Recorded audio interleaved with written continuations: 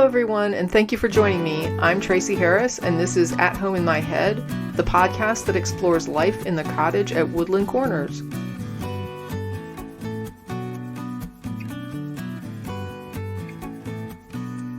With me today is fellow Texan and all-around empowered, self-confident woman, Talie, who goes by Talie.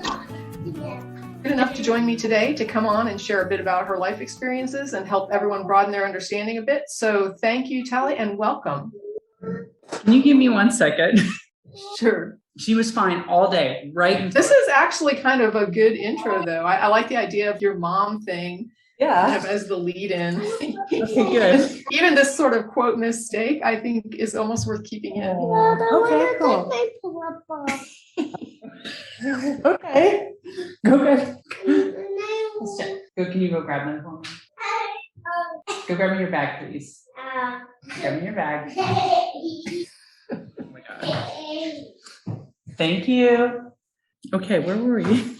I think we were about to go into you describing yourself, and I would say that number one would be you are a mom.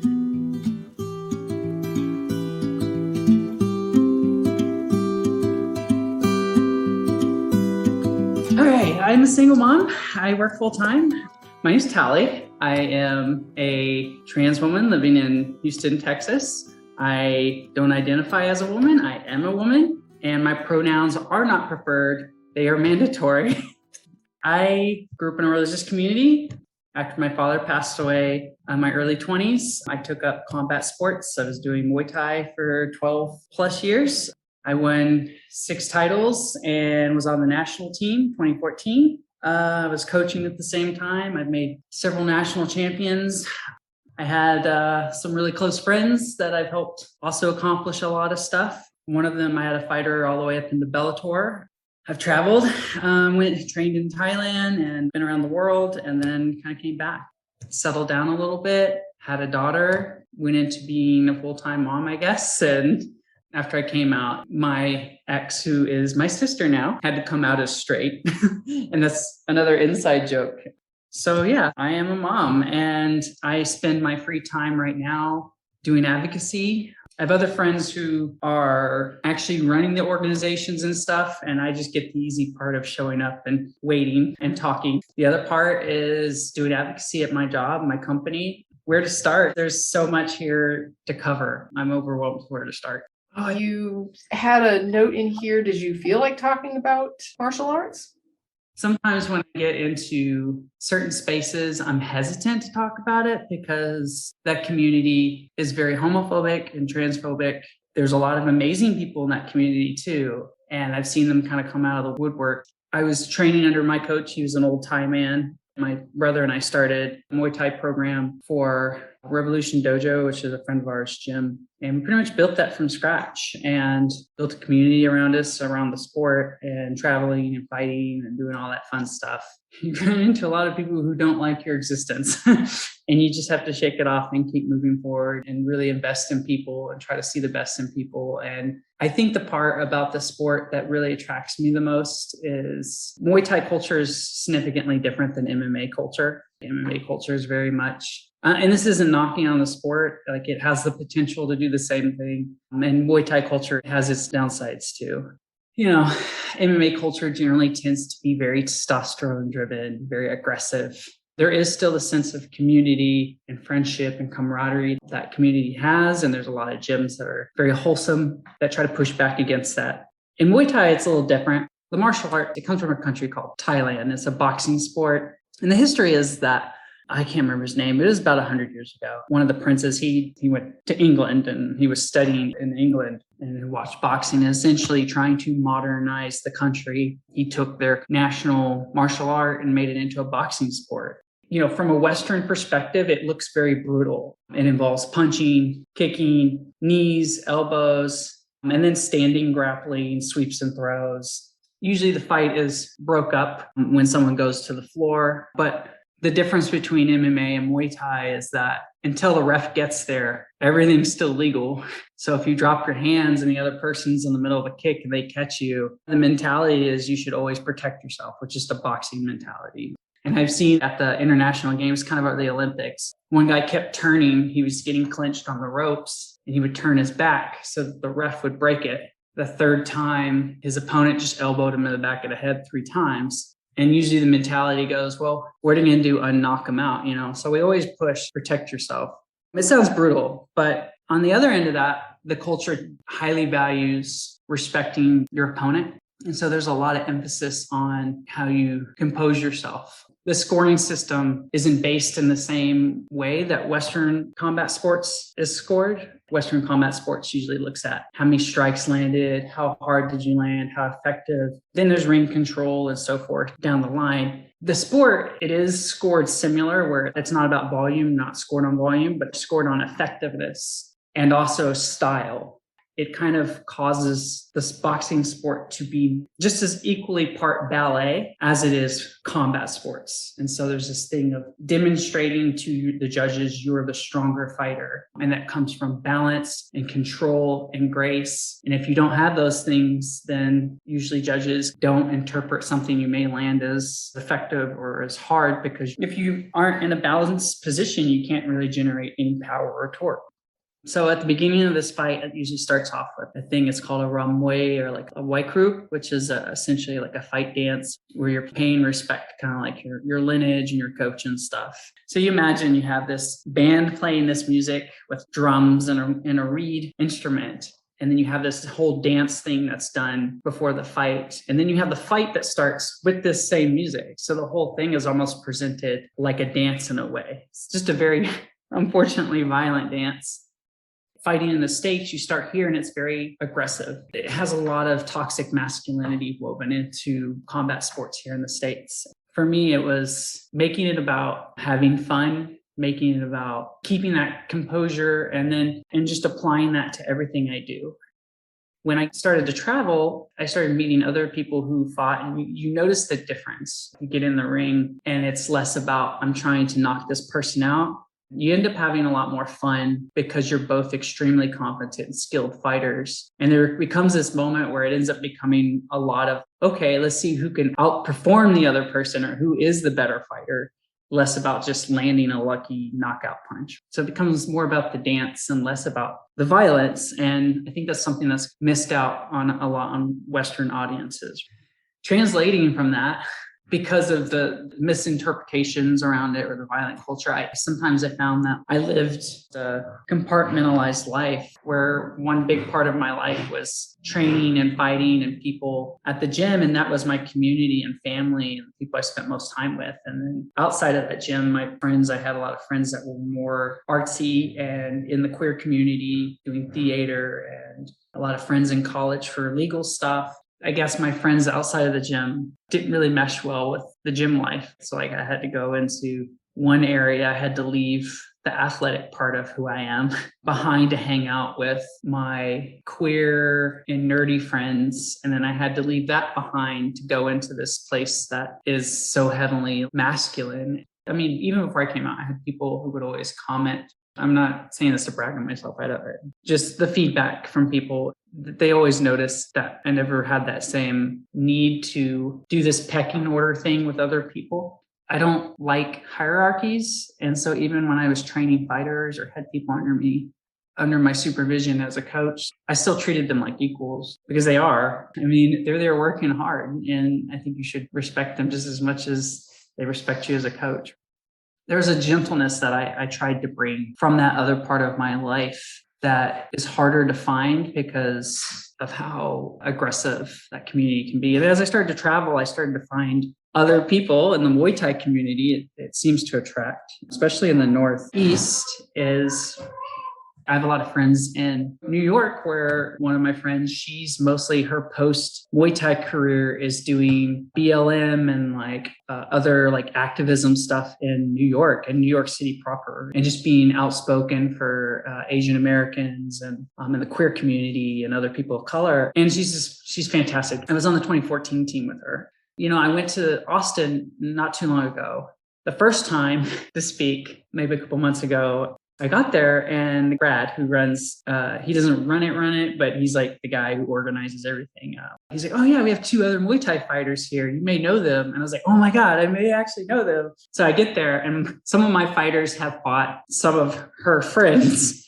And I was like, oh my God, I know you. Oh yeah, this is so-and-so. And oh yeah, this is, so we ended up, we hit it right off. And it was kind of cool because in order for Muay Thai to get one of its last accreditations towards the Olympics, we needed to have a gender equality committee. And the person they gave it to, they're non-binary. They showed up there and they're pretty awesome. Daniela, she showed up because she recently moved to Austin, and it's something close to her heart. She has trans people in her life, and as a female fighter, she wanted to get out there and add her voice to defending trans people in sports. We kind of got to play bodyguard a little bit because there's always people that think they have this idea of who we are as queer people, and they get to meet some of us and the egos aren't there. But I think you may be underestimating some of the people you're dealing with if you're trying to be a bully. That's what I guess bullies do.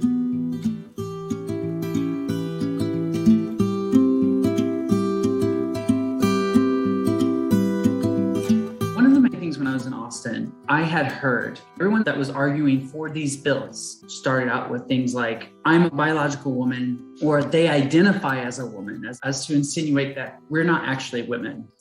I started out with, I'm a biological woman. As a trans woman, I don't identify as a woman. I am a woman, because that's what we are. At its core, transphobia is essentially misogyny. When I was testifying in Austin both times, everyone else had already made the arguments about how this negatively affects our community, trans youth, how it isolates us, how it's essentially state-sanctioned segregation and so forth, right? It really seemed that advocates for these bills were trying to depict this false two-side narrative, this idea that it's women versus trans women. And they would even coach it in this language that sounded sympathetic to the hardship that queer kids have to deal with. At the same time, while trying to put the window dressings on their argument to make them seem less bigoted, their underlying assumptions came back to women are weak and need to be protected from these biological, air quote, boys. They're not boys. As a coach, one of the things I noticed was a lot of coaches did not believe women punched hard or hit hard. A lot of them didn't believe women had knockout power or all this stuff. In having this belief, they set up a situation where they had a self-fulfilling prophecy. They didn't believe women fighters were actually that great. So then they didn't put that much attention and power into them, or they believed that women fighters were weaker. So then they didn't train them to hit hard. They trained them to hit more technical and light, which is fine, but more be a point fighter. And I don't buy that for one bit.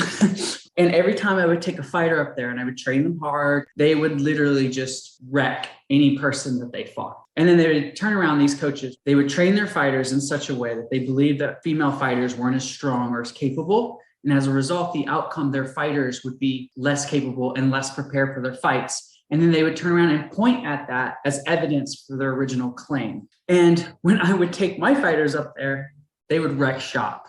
As a fellow woman, I know what we're capable of. These same people who they were like going into tears, protect us. My first thing was like, okay, so and in doing this, you're reinforcing sexist, racist, Western beauty standards. On top of that, you're subjecting women who might not fit into these misogynist ideas of womanhood into a place where their womanhood is questioned. We know how this negatively impacts communities of color, because dark skin and sharp features are already perceived as masculine. So already off the bat, people of color are disproportionately affected by these bills. And if you look at every single woman whose capabilities come into question, it's usually a woman of color. And if we look back in the past, it was, well, we need to protect women from women of color because, all these racist ideas. And so, we know that this disproportionately affects those communities. Secondly, we have a problem with coaches and doctors sexually assaulting our young women in sports, any sports.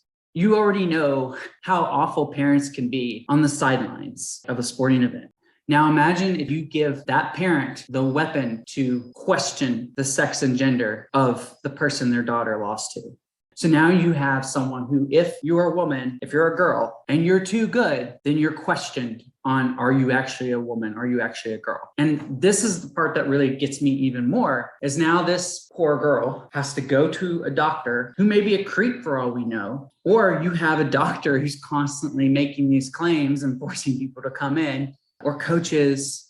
When I was listening to the lady trying to argue for her bill here in Texas and Austin, she was trying to say, we can look at the birth certificates. The senators were like, if it's corrected, then that information is corrected and it's private.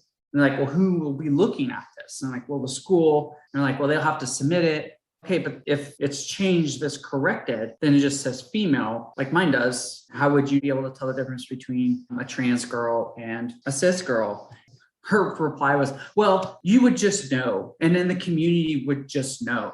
And that makes me think, if the whole community is convinced that this poor girl is their boogeyman, there's nothing in there to protect that person. And so now we create another self-reinforcing prophecy, right? This belief that women athletes or girl athletes, female athletes that were less, if they perform excellent, then they're questioned. So then they have to taper their performance to meet those standards or those expectations of them as girls and women. Then they say, see, they pointed that outcome that they just created as justification for those bills. I have a friend of mine, her youngest sister, she's cis. She's absolutely gorgeous. She's the sweetest thing in the world. She's 23. She's about 5'10", 5'11". So she's tall. All the women in their family make more testosterone, just genetically more testosterone. They don't have any conditions. They're just genetically make more testosterone. So her hands are bigger. Her feet are bigger. Her voice sounds like my voice. She recorded samples of her voice, and my speech therapist was able to pick up how she would make adjustments the way that I've been making adjustments to make her mouth sound smaller and higher and all this stuff. You have a cis woman with all the same things. She hangs out with a lot of trans women because she just thinks trans women are awesome, but also I imagine she feels some level of normal there. My point is, not only do these bills put our young girls at risk of sexual assault from coaches and doctors and people who want to weaponize that, also parents, air quotes, Karens out there in the world. And you can imagine how traumatic that is for any kid, not just trans girls. What are your thoughts on that? I think we have this perception that trans girls or trans women are going to automatically always win against a cis woman, which doesn't happen. I recently was asked about a trans athlete's quote, stealing these wins from cis athletes, cis women athletes or cis girl athletes. And one of the things I said was, when a cis girl or cis woman athlete defeats a trans girl or a trans woman athlete, did she steal the title from the trans athlete? It just appears to me that there is not a consistent, it wouldn't even matter. I mean, it really doesn't even matter. Even if there were consistent wins, it wouldn't matter. If you had a particular group of women who were just fantastic athletes, why would that matter? They would just be fantastic athletes. The first thing when these bills started popping up, they used was a cyclist. She won some world record and it blew up everywhere. Everyone was using that as a justification for implementing these laws. And she wrote an article and she's like, I lost the last 8 times I competed against this woman. And then literally after she had made that record, it was broke 30 minutes later by another woman in another state doing the same thing by a cis woman. They grabbed that little snippet and they just ran with it. And now every time I hear it, I have to repeat the same story over and over and over again because no one ever hears the rest of it. They count the hits and they ignore the misses. Exactly. The recent one that really this one's one that like irks me the most. And I actually ran into her, Fallon Fox, in at a Facebook group. I really hadn't taken the time to look into it, but you always saw in the headlines, everyone used the same example. She fractured this woman's skull, air quotes, right? So I'm like, you know what? I've been hearing this for the last several months. I'm going to finally dig into this. Turns out she fractured an orbital bone of her opponent in a very back and forth fight. It was just a good fight. There was no advantages here. It was just them both exchanging. They both wanted to stand and bang in MMA. And then I started, okay, she fractured her orbital bone. And then I started looking up statistics for fractured orbital bones in MMA. It's an extremely common injury in MMA because of the smaller gloves. They're able to put a lot of impact in one precise area. I went and started looking at the history, and there were several other instances of this happening in women's combat sports. In MMA, in the UFC, they toned it down to, she had a fractured orbital bone. They were just more honest about it. And the next thing that got me after that, I watched a fight where Fallon Fox, she was fighting this other woman, and this woman came out of the gates and outmaneuvered her, got her to the ground, and got the submission. And instead of praising the woman for like putting in her hard work and being the better fighter that night, they go, oh, Fallon Fox must have not been expecting her to come out this aggressive. And I was like, what a way to shit on both of these athletes. A, you're insinuating that the trans woman lost because she just like took it for granted. And then you're insinuating that the better fighter that night, the cis woman who dominated her and beat her in the first round, just got lucky. Wow, just fucking wow. When I see this stuff, and it just really kind of irks me, just the blatant dishonesty. And it doesn't take much searching to go and find these other instances of the same injury. And there was somewhere else I was going to go with that, and I lost my train of thought. I just got really... Well, no, I mean, I see what you're saying, right? So it's like you can have a dozen fights where two cis women go at it in a ring and break orbital bones, and nobody bats an eye. You put a trans woman in the ring, she breaks somebody's orbital bone, and suddenly trans women shouldn't be fighting. Yeah. They asked Ronda Rousey, who at the time was the champion, the biggest, baddest woman in combat sports at the time. And they said, hey, will you fight her? And she's like, no, I'm not going to fight her. This is something that a lot of people don't realize in combat sports, is that a lot of it is, and I think it's a good thing. It's can be bad in some ways. And I guess it makes sense because it is kind of a combat sport. There's a lot of injuries that come into it. You get to kind of choose who you fight. It's not like a basketball match where you just are playing throughout the season and you get automatically matched up by the organization. They will kind of make the match, but then what they do is say, hey, will you fight so-and-so? Imagine you already have this myth of trans women being some kind of steroided monster, and no one will fight her except for the women who have nothing to lose. And so guess what happens? You end up having, we call the term cans, people who aren't at your experience level having to fight you. And so you get several wins as a result of being the more skilled fighter, but only because all the people who fought you are the only people who had nothing to lose by fighting you. Self-fulfilling prophecies.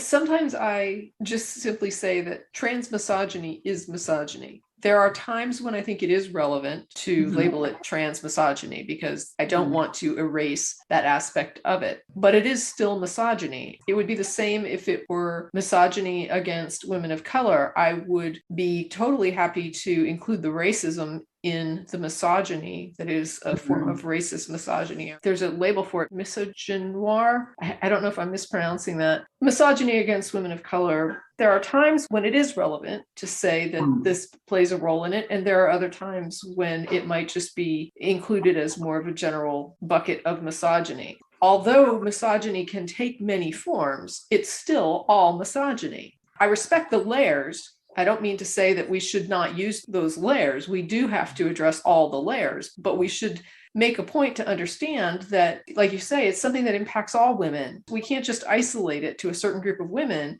and say, since it only affects them, it doesn't affect us. That's a mistake that was made in the past that hopefully we have learned from, that you do not take certain women out of that mix and decide that you're not going to protect or defend them unless it somehow also is directly impacting me. Like it can't be indirectly impacting me. If it's not directly impacting me, I don't care about your struggle as a woman, does not really help. That's a really bad attitude. Some of the other things that trans women bring to the table to help really the entire community of women is a message of, for example, body positivity. Absolutely. So there is this idea of women being women and not being judged on their bodies. And that is something that I think is very important. And you have other communities like women who are heavier, a lot of times also have that same thing that they're bringing to the table to say that this is body positivity, that this is going to be acceptable, this is going to be beautiful, this should not be judged or rejected because it doesn't fit some social ideal. The other thing that trans women bring to the table that helps all women, and this, it's sort of, I guess, a component of the body positivity, but it's a little bit more specific. They combat the idea of reductionism. Yeah. For so long, cis women have battled this idea that they're not just sex organs. Now that there's this really powerful trans movement coming to the forefront, we're seeing that a lot more examined. And I really appreciate being able to say that gender and womanhood is not simply something that can be reduced to body parts, that we are not just broodmares and we are not just sexual objects that are peripheral to cis men, that we are not just something that produces an air. You know, we have our own existence and our own agency and our own lives and our own being that is separate and apart from anyone else. The term I like in that is breeding stock. It reduces womanhood to our ability to have children, reduces us to breeding stock. I don't know. Maybe that sounds like too shocking or whatever, or too jarring, that term. But I feel like that kind of gets that same. I mean, that's the whole label of broodmare, right? It's just this idea that women are being used to reproduce. Yeah. Women are being used as a thing for men. This is something that women have had to overcome. And I feel that trans movement helps to bring that into greater focus.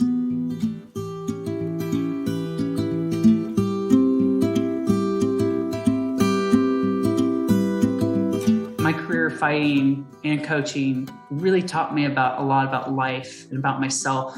I got to fight in an arena in front of 10,000 people here in Houston on national television. And then I got to fight overseas in front of a lot of people. I don't know, it was a lot of people, 3 rings going, taking on these challenges and succeeding. And even if I didn't succeed, just trying to do our best. I think they really prepared me in one way because at my job, they've been holding out against implementing policies internally to address equality at work. It gave me this reputation as everyone knew who I was as a fighter, but they also knew that I was really nice and I was always very gentle and very sweet to most people. It kind of protected me when I came out. And my other part was I decided to go big. So I came out in front of the executive board and we did this thing called Courageous Conversations. So I came out in front of 250 people and the board of directors of this giant multinational company. It gave me the confidence and the ability to stand in front of those people. I have the confidence to share my story. It made me feel a lot safer because I'm a harder target. I have a lot of friends who were combat veterans. I have a friend, she's trans and she fought in Fallujah, you know? I think there's some level of when you're a trans femme person, you have to almost demonstrate your masculinity and your value to people around you as a safety mechanism. And then afterwards, you get to throw it away. Because my Canadian friends, they scratch their heads about this. They don't, at work, instead of people harassing me and threatening me, I just got silence. And so I was like, well, I'm in a unique position where a lot of people know me as a fighter and I have the ability to protect myself and protect others. I'm kind of a mama bear. And so that's really what's been kind of driving my advocacy is I kind of have lost a lot of my cred in the fighting community. And I do have a place in Dallas to train that's been freaking fantastic, but the community's kind of divided on me a little bit. You know, that kind of leads into my activism as someone who has a platform and has the ability to stand up for other people that may be downtrodden. I am very fortunate to find myself in a position where I have the skills and also the reputation that protects me. And I try to use that for other people who haven't had that. No one did that for me at my company and where I worked and in my life. And also growing up in a religious community. And because no one did it for me and I had to do all this stuff for myself, I don't want anyone else to have to do that. I went into work for several months wondering if I was going to get murdered this morning, wondering if I was going to get shot. And so it's taken a lot of being loud and maybe obnoxious and also having allies and people willing to also stand up with me and share that burden a little bit. And as a coach, I invested in a lot of people. You just do it because it's the right thing. And you never know what you're going to get. And if you expect anything in return, you're going to always be disappointed. But I have been surprised at the people who weren't okay with me. And there's been a lot of pain there. And I think I've shared enough about the pain. And I'm sure every trans person, I have another friend of mine, they make this joke and we have like a little group chat and they're like, oh yeah, every queer person being queer is essentially pain, you know, every queer person has like a sad story, you know, but I've been thinking in the last month or so about shifting in myself. I think I've done all the grieving that I've needed for the last year. And now I'm in a place in my life that I'm getting ready to take on some big changes. And I'm really focusing on like wanting to start celebrating the people. I've had another friend who's a fighter in his early part of his career was that macho toxic dude and came back to me and he's like, hey, Natalie. And I did not expect him to message me and call me Natalie. He's like, hey, I just want to tell you, you know, like you're so brave. You're incredibly strong and courageous. Everything you've done for me, you hold a special place in my heart and I'll be here for you with whatever you need. And he's like, I heard you're going to fight again. And I was like, yeah. And he's like, well, let me know. I'll help you. And I was like, oh, shoot. And just going from seeing so many people, so many of my friends who posted extremely just violent things about Fallon Fox, I still don't feel safe walking into my old gym. The owners are awesome. There's a lot of great people there. There's also some people that I'm not necessarily comfortable around. And that's usually because certain people we're in Texas and lots of people have guns. And people do things when their emotions are high, they may regret later. So I would just like to avoid that altogether. But the positive parts that I take away from that are that I've had these people really step up and go to bat for me and really step up at work. You know, you lose your families, you lose all your stuff, your community, your gym community, all this stuff. And then you really are just, at least I'm amazed at the people who've come back, like my friends in Dallas, at Rojas and stuff. Just, you know, at my old gym, they were like, oh, we're going to have a Women's Day. And if we don't care what you identify as, if you don't have a uterus, don't show up, you know, I'm like, oh, great. Well, what about trans guys? Wow. Is, you know, yeah, super shitty. And coming out in that environment, that's the constant, everyone over and over, you know, and then like hoping that coming out would change those opinions and perspectives. And to some extent, I think they have. Some of those people kind of come around just from like, oh, shoot, we didn't really realize you were dealing with this. But I've also had a friend of mine, Vanessa, up at Rojas in Dallas, and she sent me a message and she just straight up on my wall, not even a private message. She's like, hey, girl, we're doing a Women's Plus Empowering Muay Thai event. We would love for you to come and train with us. And this was like 6 or 7 months into my transitioning, right? Or coming out. And so like, you know, I walk in this place and like, I'm getting some side eye, but you know, she's just led from the front about Talie's a woman. And sure enough, by the end of it, we're all just sitting around and talking and having a lot of conversations. It had nothing to do with like trans people or whatever, just like bonding afterwards after training.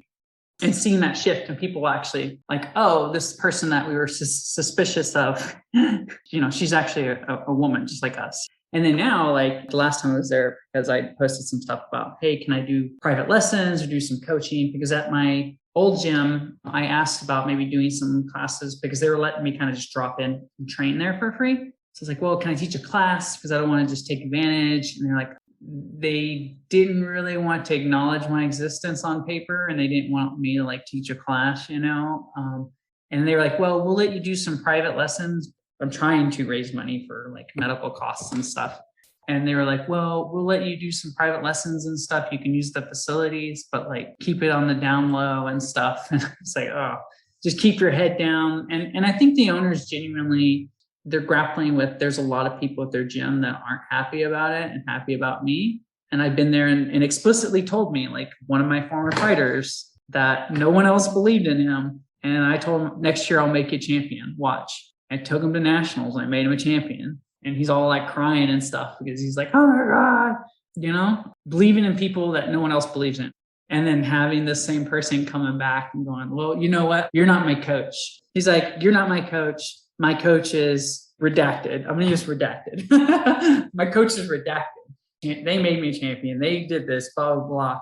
You know, he's all like starting to get teary eyed. He's like, everything just fell apart when you left, especially when you came out and all this stuff. And almost like he seemed to be blaming everyone else's response, everyone else getting weird on me for coming out instead of just them being weird. They own how they respond to me. I do not. I was trying to be as listening and as patient. And so at the end of it, I was like, I don't know why people are like this either. I just wanted my family to love me, my gym family. And I'm getting teary eyed at this moment. I was like, I put so much time and invested so much in y'all because y'all are my family and I love y'all. And I thought y'all would love me too and wanted to love all of me. And things never really got any better from there. And we had one guy, there's one guy who comes occasionally. He would, I don't want to be like just pooping up, shitting on the gym or anything like that. There's some great people there and I'll get to that in a minute. But, you know, like he would post constantly just about Fallon Fox and wanting to physically assault Fallon Fox or any trans woman who wanted to get into combat sports or whatever. I'm like, oh yeah, you're a real tough guy, you know? As also a woman, that makes me uncomfortable that there is a guy who is getting his rocks off thinking about assaulting women. I understand that, this is a sport that has contact, but what you're describing is malicious in nature. I had never, ever, ever, ever hit someone outside of a consenting arrangement. Even when I'm fighting, I go up, shake their hand, I get to know them, I say hi. I've always been just that weird person who's like, make friends with the person I'm fighting because it's a sport, it's not personal. It's hard for me to wrap my head around why someone would even fantasize about hurting another person. It doesn't make sense to me. Even as a fighter and as a coach, that doesn't make sense to me at all.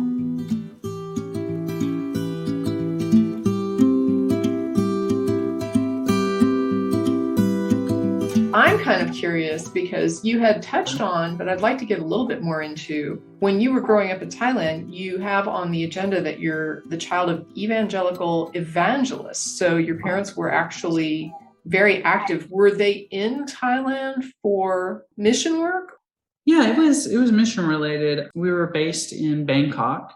We hopped from there to other countries in Southeast Asia, and occasionally we'd go Laos, Cambodia during the late 80s. And I think we came back by 90. So I was there went there when I was about a year and a half. And I think my brother was 8 months old or something like that. Because I remember being there too. Yeah, we came back in, I want to say it was like 1990, like late 89. So I was there for, not like a huge amount of time, but for a kid, as far as you know, that's been your whole life, is growing up overseas.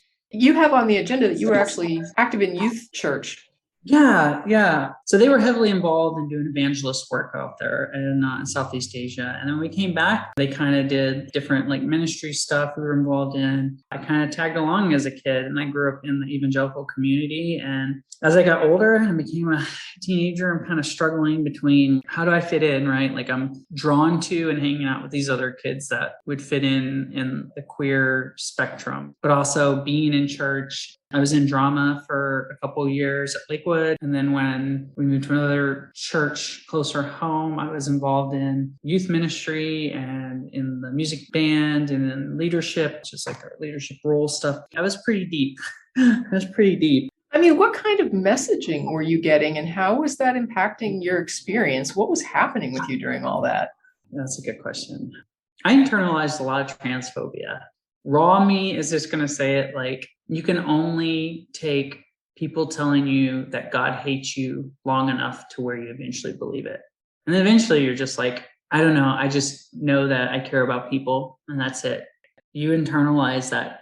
My former spouse, I love my in-laws.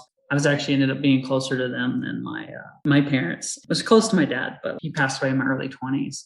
And when I got married, I was actually closer to them than I was my own mom. My mom was the main one who always really punished any sense of like femininity around me. So she was the one really driving a lot of this. You are a boy, you need to be a boy, blah, blah, blah. And my ex's family, they are also very evangelical, and they run a Christian rehab facility or a faith-based rehab facility for substance abuse. You have these people that are part of your life. Your whole life, they're sitting here telling you that these people are bad. They hate these people, or they dislike these people, or blah, blah, blah. And you're like, okay, but I'm one of these people. It beats you down, and it really just destroys and wrecks your own self-worth. You're asked to continue to sacrifice yourself and who you are. I was so afraid of how me coming out was going to affect everyone else that I didn't think about how it was affecting me. And that's when it kind of got to a dark place after years and years and years. And at one point, after I had my daughter, like my ex-father-in-law, he had said, because he went and testified for some of the trans bathroom bills. And I was just like, why would you do that? I'm trying to like talk to him a little bit. And he's like, well, like, because he knew like, he's like, oh, y'all are my crazy hippie kids or whatever. It was maybe a joke or whatever. But, he's like, I don't care if someone is trans. I don't want them in the bathroom. I don't want a man to walk in the restroom with my daughter. Do you want a man to walk in the bathroom with your daughter? He said this to me, and I was just crushed. And I've gone over this 1,000 times in my head, but after it happened, and when I was telling my counselor, like, because we were supposed to, after I came out, supposed to have like a dinner or something, and nothing never came up during dinner. Like when we went out, and he seemed to be really quiet about the whole thing. It wrecked my self-esteem. It wrecked my self-worth. It put me in a very dark place where I genuinely felt like I would have been better dead than living authentically. I felt like in my own head that all these people that I loved, they wouldn't have to deal with, I guess it was more, I didn't want people that I love to feel ashamed and to be ashamed around other people. And how was it going to affect their standing in their communities? And how was it going to affect my brother right now? He hasn't said anything explicit. Last time I saw him at a tournament, he came and gave me a hug. And he's relatively nice, but also like he keeps me at arm's distance because he's ashamed of me. And my other family is also ashamed of me. And my mom is ashamed of me. And my gym family is ashamed of me. Everyone's ashamed of me. And I guess the fear was that there wouldn't have to be that shame. And then eventually I got to a point where I realized that was dumb through a lot of counseling. I actually tried to drive my car into a truck. I'm laughing now, but like not so funny back then. Wow. That was kind of the wake up moment. Suicide is weird. You don't do it because for selfish reasons. You usually do it because you care so much about the people around you that you're afraid of how your continual life negatively affects them, and you feel like you're better off not around. Sometimes you have, not everyone, but if you have a failed attempt and then you realize I need to get some help. Shortly after I came out to my wife, ex-wife seemed to be, and it was kind of received mildly hostile. She's apologized since then, but she's also been an amazing educating herself, and she's been an amazing ally and I'd say sister in a lot of ways. And even standing up because my in-laws that were heavily religious, when my daughter was born, I've always been their mom. I was their primary caregiver. And I don't think it's always attached to mom or dad, male, female, non-binary or anything. Like it's just people, whoever fits that role best is primary caregiver. And then you have primary provider or some amalgamation of both or some right in the middle. Families come in all different sizes, shapes, and flavors. I definitely have a lot of, I would say, maternal instincts, I guess. I don't know. But for me, it came really natural. And it's really sad because Ronnie has to deal with a lot of shame from people in our community because she's more of a provider person. She's still Isla's mom, but she's a provider mom. Did you always have clarity around who you were? Oh, that's a good question. Yes and no. I have very vivid memories of when I was a kid and like a really young kid and going into my mom's closet and dressing up and then getting scolded by her for that. Going into her closet and not understanding why I'm being scolded, but knowing that it's wrong, air quotes, and sitting there and just being sad. And when I was in first grade, all my friends were other girls in class and not understanding why I was being made to sit with the boys and be in the boys' place and just feeling isolated because I didn't fit in with the boys and I wasn't allowed to hang out with the girls. But yeah, like I had this kind of moment of coming home from first grade. I was in my grandma's blue Cadillac. It had kind of dawned on me. It's like almost like a movie nightmare realization, realizing that everything was wrong, realizing that everyone has been attaching boy to me for such a long time, and then realizing, but I'm a girl, and then putting those two things together. It's almost been like being in a nightmare and working towards coming out for 30 years. It's a long time. I knew deep down inside, and I had a horrible experience going through puberty. And I think it's a pretty shared common experience for all trans people, but also having this deep sense of feeling ashamed of it. It needed to be hidden at all costs. Some people figure that stuff out later. I guess I was one of the people that knew, but also was kind of trying to deny it at the same time. I mean, I knew that I was a girl, but I didn't, because the community was so hostile towards other queer people, it was something that I locked away and I hid. The way I explain this to my speech therapist and also my counselor is this has been a long excavation, just removing the layers, the sedimentary layers of society placed on me. Because when I was a kid, I had times when I would sneak putting on dresses or sneak anything I could do to feel myself for a few minutes. And then, when puberty starts to go a different direction, you just kind of lose hope. You try to just ignore it. You try to just go on about your life. And I think about 20, I almost transitioned. My dad had kind of softened towards queer people, and he had noticed that I didn't really do a whole lot of dating in high school. When I did date, it was short. He'd asked me several times, like, you feel different, don't you? And then he had a business, like a mortgage company. The landlord, I can't remember the guy's name, but they were friends, they were buddies. And he's like, oh yeah, so-and-so came out to me the other day, blah, blah, blah. I'm hinting at okay, is there something? Yeah, your dad is dropping hints. He's kind of heading down a track that he's thinking you're gay. Yeah, exactly. And and I looked at the costs, and I'd really looked into how a lot of people had to go into pornography and into sex work to pay for this stuff. Sex work is real work. I'm gonna make that explicit. Between that and the costs, it just seemed completely unattainable, because I used to go out to the neighborhood area a lot because I lived in that area. I lived down there for a little while. And wait, did you call that a neighborhood? Yeah, the neighborhood. Is that like a neighborhood where there's gay people? Yeah. I have never heard that term. What? Oh my God. I haven't. Okay, well, we used to call mantras. We still call it to some extent the neighborhood, but okay. Well, that's a new phrase for me. I've learned something. Well, I'm glad I got to introduce you to this. Yes. Yeah. Anyways, the thought of losing my community, my friends, losing my family.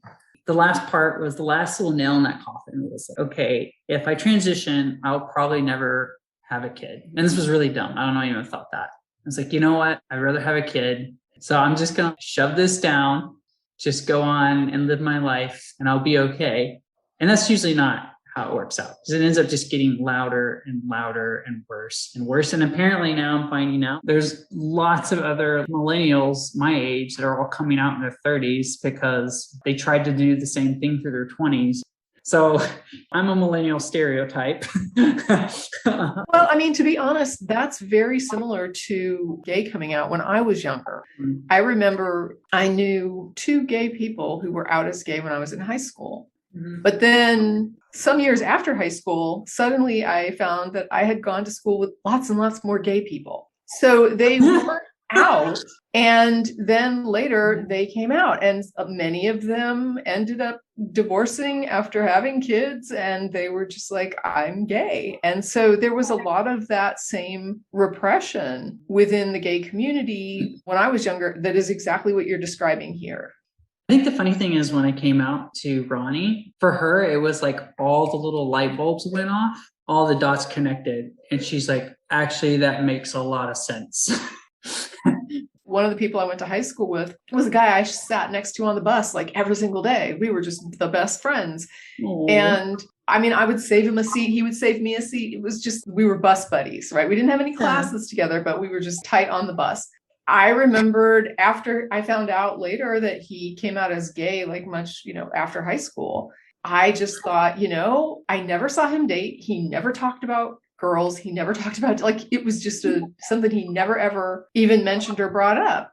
And now I'm like, oh, okay, that actually makes sense. The weird thing is, he probably didn't even in high school. He's trying to figure out all this in his head, just and trying to probably run from it too. I don't really know if he understood he was gay then, but I assume that he may have. I'm not saying that he didn't realize it till later. I don't know if he ever went through that marriage and kids thing. I just know that at some point someone told me, did you know he's gay? And I was like, no, but there's a light bulb going on right now. Yeah. Yeah. That tracks. I'm glad you brought that up. I thought about that same parallel. I have a friend of mine who takes private Muay Thai lessons from me, just kind of to help out with my medical costs and stuff. And he is a Gen Xer gay man. Funny side story. So we got up to lunch and he's like, well, where do you want to sit? Ladies pick. And I was like, let's sit here. And it's like the biggest booth. And there's just us two people. Okay. The lady sitting us down and she looks very annoyed. And so I sit down on the far opposite end of the table and I look at her and go, I don't want to sit next to him. So I'm making fun of just the fact that the absurd size of this booth that I picked. Oh, no. He shared a lot from his experiences. That's really helped me kind of draw a lot of parallels. This is what you were going through 20 years ago. Hopefully it's the same outcome, but more acceptance and stuff.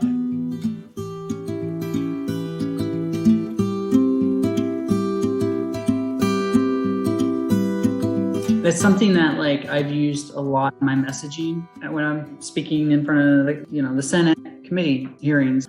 I was sitting there listening to all these people essentially using TERF talking points. If you don't know what TERF is, they call themselves trans exclusionary radical feminists. Essentially what it is it's transphobia under the guise of feminist and academic language, but it's been thoroughly debunked by sharper minds than my own.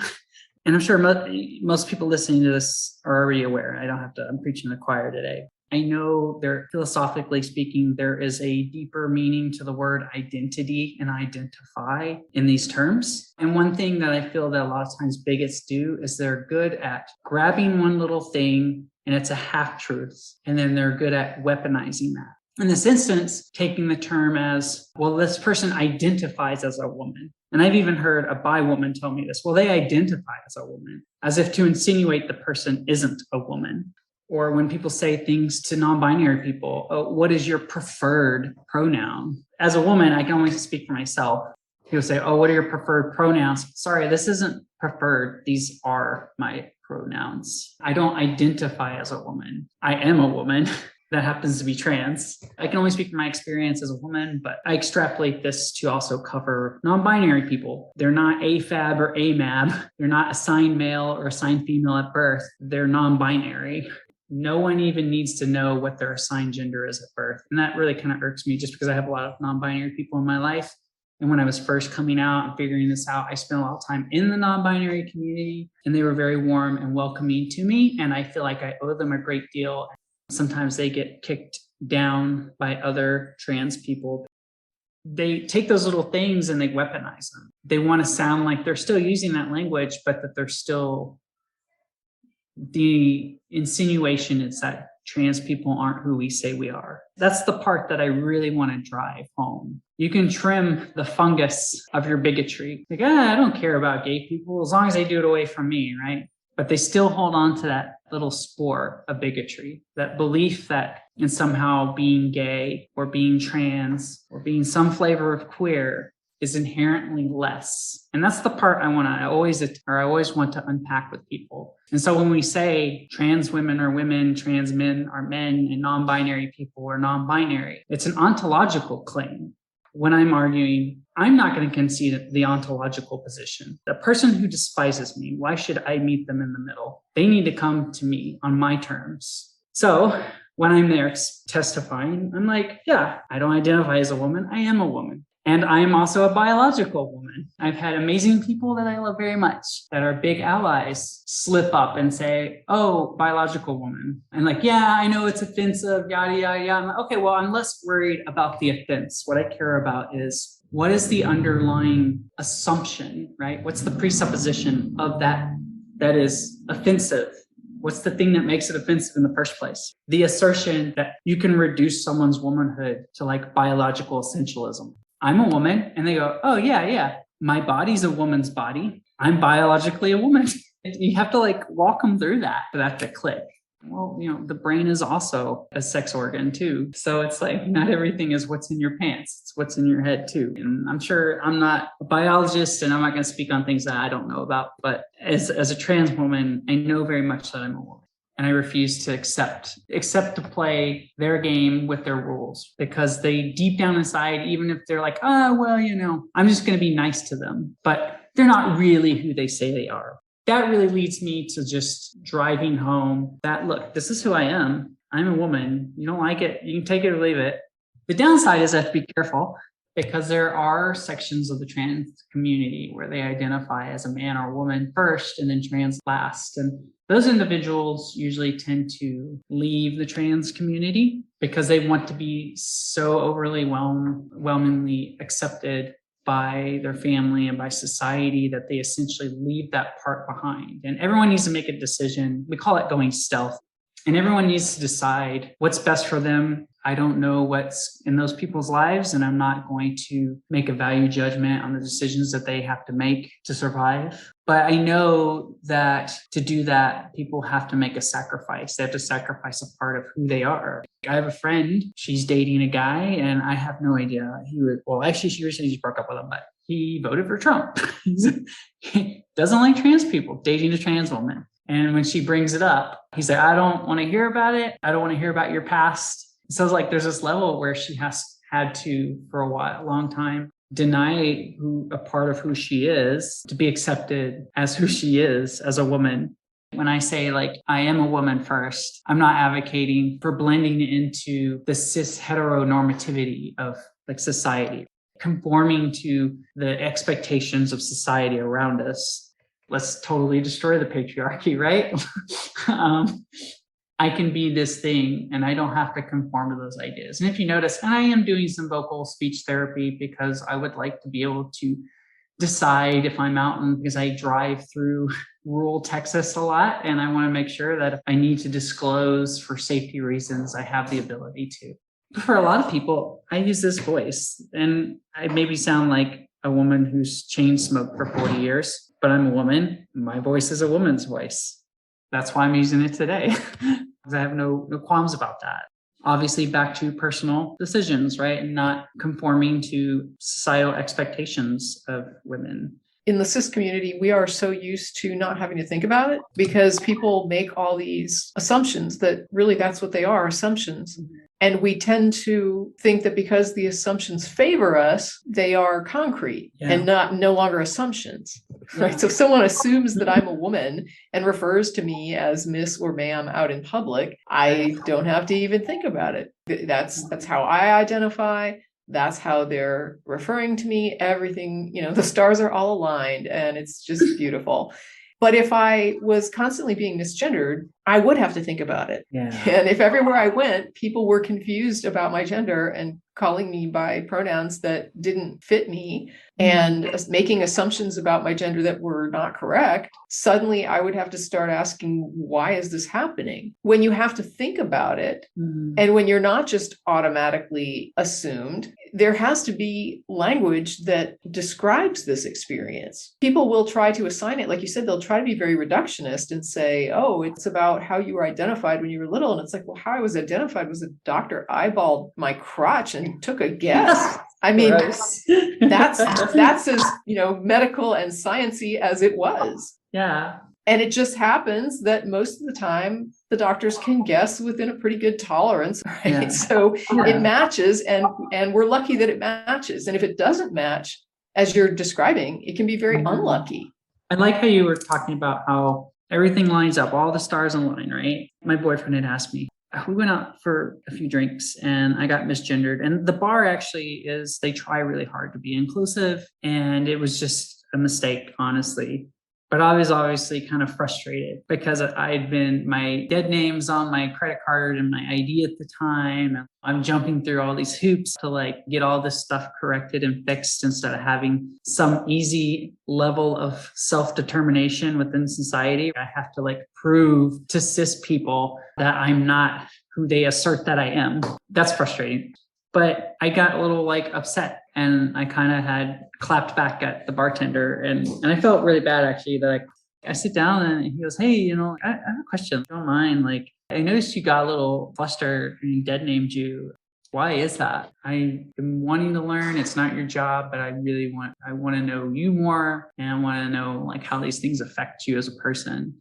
before I started transitioning, I didn't really think it was going to be that big of a deal getting misgendered or getting dead named. I just thought, whatever, people are dumb, And the reason why it had become such a sore spot, I had gone through all these things. I had a mom who was like, well, you're always going to be redacted, dead name. And like people asserting that they have a right to call me by my dead name and misgender me and all this stuff. And I had to really put my foot down and really create some hard boundaries. I'm telling you who I am. And if you want to be in my life, that's your choice. These are the rules to be in my life. You're not entitled to be in my life. Being in my life is a privilege. I deserve the same dignity and respect that you do. When I would get dead named or get misgendered, it brought all these feelings and emotions and frustration. We don't have a problem with calling artists whatever they want to be called. Puff Daddy, I don't know, all these people, right? Eminem. Yeah, I mean, someone gets married, they change their name, we change their name. I dated a guy whose name was William David, and he went by Dave. Mm-hmm. I didn't say, why do you go by Dave? It's not your first name. I'm going to call you William. Society doesn't see trans people as worthy of the same dignity and respect. When I would get misgendered or get dead named, it was like all this struggle to get other people to have just enough respect for me as a person to properly gender me or to call me by my real name. My real name is Natalie, not redacted. All those feelings would come back to the surface. And it also kind of ties into when you're at least trans, as a trans woman. I see this with some of my older gay friends. This low sense of self-worth. And that comes from being told that, well, I love you, I just don't love your lifestyle, which is something that's kind of a part of you. I only love half of you, essentially, what someone's saying. Yeah, absolutely. I love the part of you that's convenient to me. And it's painful to discover that these people who supposedly loved you all this time don't actually love you. So you get misgendered or you get dead named, and all that pain just comes all flooding back. Well, I mean, isn't that kind of what dominant culture is, though? It's the idea of I was born with this respect and with this right, and everyone else has to earn it. I mean, you can pretty much look at almost every power imbalance, and that's what you'll see is somebody saying that I was born with this particular privilege and everyone else has to earn this. Or I did a summer job once, therefore I earned it. You should do all these extra hoops to do the thing that I think I did. But I mean, when it comes to the cis community, we feel like we don't have to do anything to earn it. Like we should just be granted it like magic from birth. And everyone else has to earn it simply because they weren't recognized from the time they were born. If the doctor guesses wrong, then that's what I mean. You're just that unlucky person that's going to not be respected and who's going to have to struggle to try to earn that respect. And good luck with that, because it's not easy coming. I actually have been putting more thought into this idea of how people are describing transphobia. And hanging out in forums, I see a very different use of that label. And a lot of times people are using the word transphobia in the cis community to really harass and harangue and gaslight trans people. They'll try to reassign that word something that they think it means. When you are in the oppressor class, you do not get to define the oppression. Mm-hmm. It's the person experiencing the oppression who gets to describe it and to define what that is and what that feels like and what bothers them, what hurts them, what damages them, what harms them. Yes. They're the ones that get to describe that because they're the ones actually feeling the brunt of the oppression. Me, as the oppressor, I don't get to do that. And when it comes to gender, cis is a privileged position over trans when it comes to societal value. And when you have a binary status as a trans person, you're going to have a societal value over and above somebody who's non-binary, right? There's going to be that privilege of the binary. So cis people have this advantage over trans people, have this advantage if they're binary, have this advantage. You could even say trans men have an advantage over trans women, right? That trans women are far more likely to be mistreated, to be the focus of social hate and anger and violence. So there are all these hierarchical complexities to how these power imbalances play out. And one of the things I've noticed about things that the trans community calls transphobic, when I see somebody who's trans use that word, it almost always comes down to either in a subtle way misgendering or in an overt way misgendering. And I think with the dead name, it not only misgenders the person, but it also brings up an entire past that is at best going to be completely uncomfortable, but at worst going to be absolutely traumatic. I don't know what kind of violence or what kind of loss or trauma or rejection is going to be tied to that history with that name. And I just don't think people understand the impact of that. So when somebody in the trans community reacts badly to it, like you're saying, you reacted in a way that was very powerful. It was more than you even expected from yourself because there was so much more to it than just a name.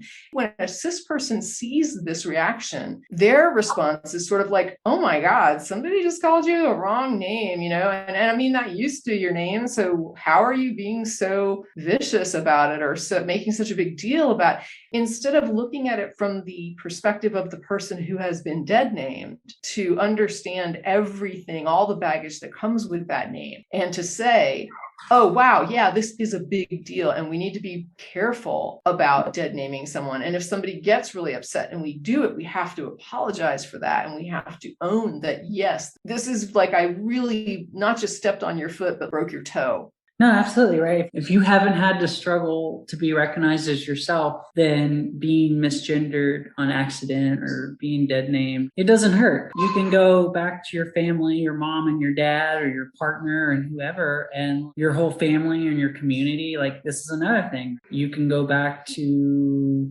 all the people in your life that you grew up with, your church, whatever community you're a part of. And everyone else there is like, yeah, that person's dumb, when you don't have all that stuff stripped away. And there's this denial of agency, denial of self-determination, denial of your autonomy even. I mean, there's a whole nother conversation there about the medical industry and trans people that we can get into later as I'm pushing through this journey.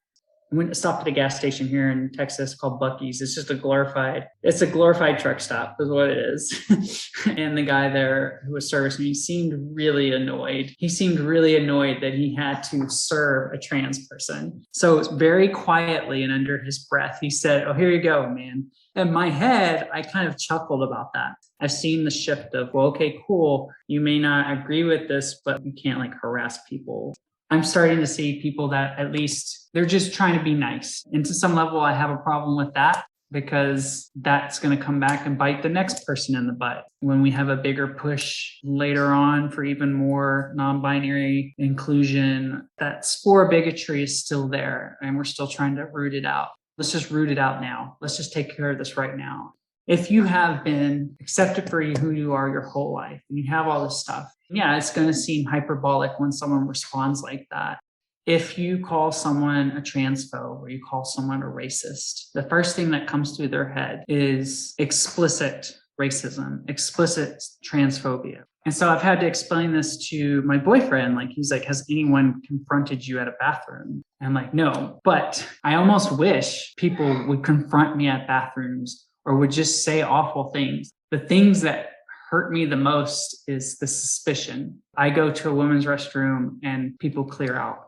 They don't want to be seen as a bigot, so they're not going to explicitly go full Karen on me and like want to speak to the manager and have me kicked out. But at the same time, they still don't see me as a woman. Another thing is, shooing their kids away from me because they don't want their kids to see a trans person. Apparently my existence is so awful, or at the park or whatever. So those are the things that hurt a lot. And I guess I can also say, ending that on a good note, is I've also seen a lot of people in the last few months. I was really surprised. Like, I have two friends, I call them like my sisters. We have our little mom community. We call ourselves the Well Pod because one of my friends has a swimming pool. And so it's like a bunch of moms with their kids around a body of water, right? So we're the Well Pod. Okay. Feeling trusted and included. The other day, we had a company work meeting And we had to go down the street to a hotel because we rent out like their conference rooms and stuff. So there's about 100 of us employees there. And one of my friends, she's still struggling. She comes from a religious upbringing, right? She even lost one of her childhood friends who came out as trans, and she was really bad to them. And she, now she's like, I don't want to do that again. And so she's still struggling because she was my friend before. But the first time she was like, hey, you want to go to the restroom? And I really surprised me because we went to the restroom. I was like, hey, I know you're doing the ally thing. I appreciate that. The small things of going to the restroom and standing next to another woman and washing your hands and chit-chatting while you're washing your hands. Those things are like the little victories, the little moments of acceptance, the little moments of kindness. And I think I shared a few things on my TikTok about those little moments of kindness. Like I had one of my friends, like I was painting my nails and she came up and she used to be a nail tech. And so she like helped me finish them. That just meant the world to me. That little bit of kindness had made my whole week. Those things that people get to take for granted. Like being treated like a human being. Yeah, exactly. You can start a conversation with someone and right away they're real nice, at least in Texas culture. Well, and they will appropriately gender me most of the time, and they don't ask to see my genitals first. Exactly, right? Yeah, it sucks. I don't know what else to add to that. Just people. I don't ever have to prove my gender to anyone, and the things that they say do prove gender, they never ask for. So without any credibility whatsoever, they just believe me. That kind of ties back into another thing. We still have a long way to go. We have to celebrate our victories. That's something that I'm personally learning how to do.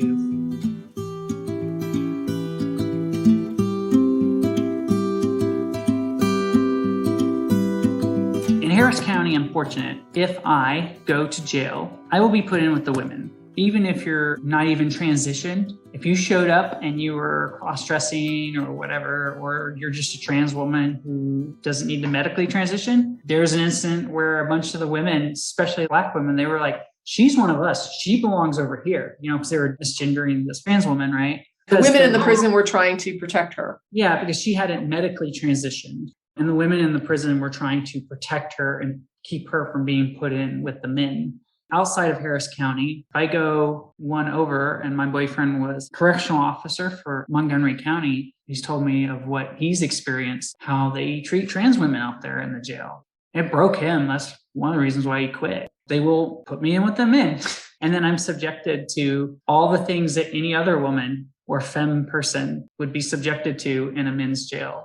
There's all this background anxiety. I drive through rural Texas. I was on the phone talking to my boyfriend and on the way home, and because I have trans stickers on my car and I still have my old Beto sticker on my car because it enrages people, I guess. But like, I always have people fucking with me on the road. My ex, she had an equality sticker in her car. She had 3 people try to run her off the road in their trucks in that car. I've had people try to do the same thing to me. I've had people like buzz me with their horns, like right next to me, like air horns and stuff. And I posted this video on Facebook.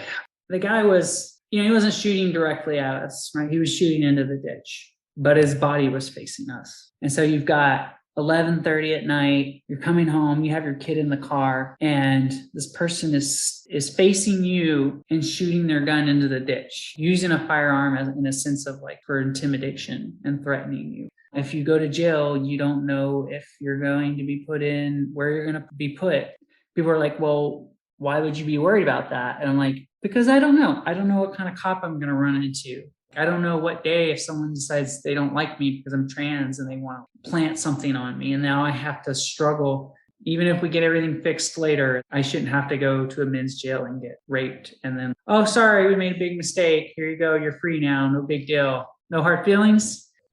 I recently went out on a date because we kind of have like an open thing, And this guy apparently wasn't comfortable in his own, I guess, self. We went out. So the first place we went was not like a gay bar or anything. It was just a regular place. And he was not comfortable being seen with me at all. That was strike one, And then it was like he felt okay once we got down to the neighborhood. Those things compound is what I'm trying to say. If we blow up at someone and say, hey, you're being transphobic, and they're like, what? Their initial thought is that must mean that you're someone from like Westboro Baptist Church holding a sign.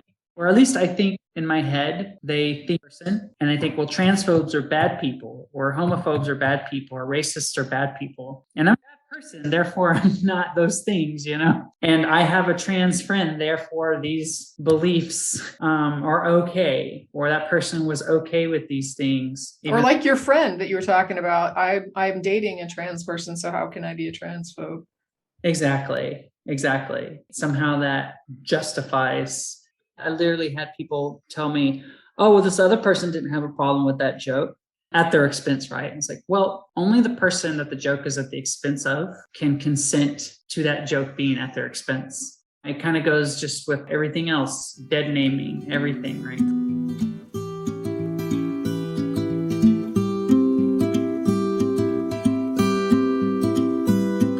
Any last things you have for me? Any questions? Not from me. I was going to ask if you had anything else you want to hit. We have just a few minutes left.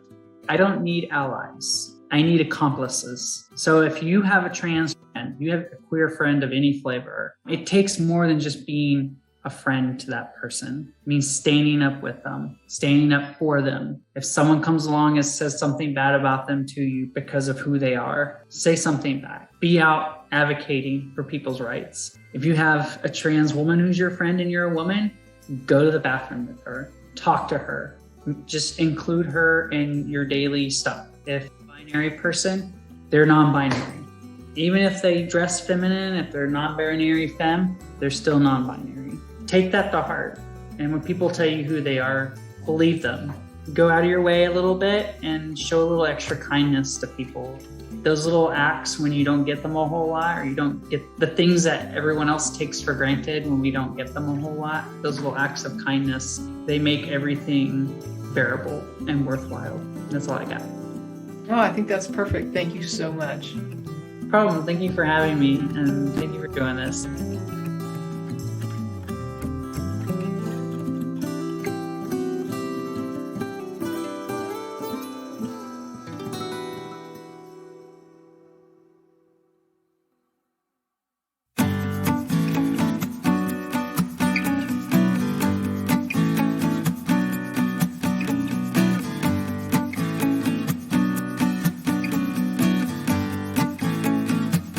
That's it for this episode of At Home in My Head, exploring life in the cottage at Woodland Corners.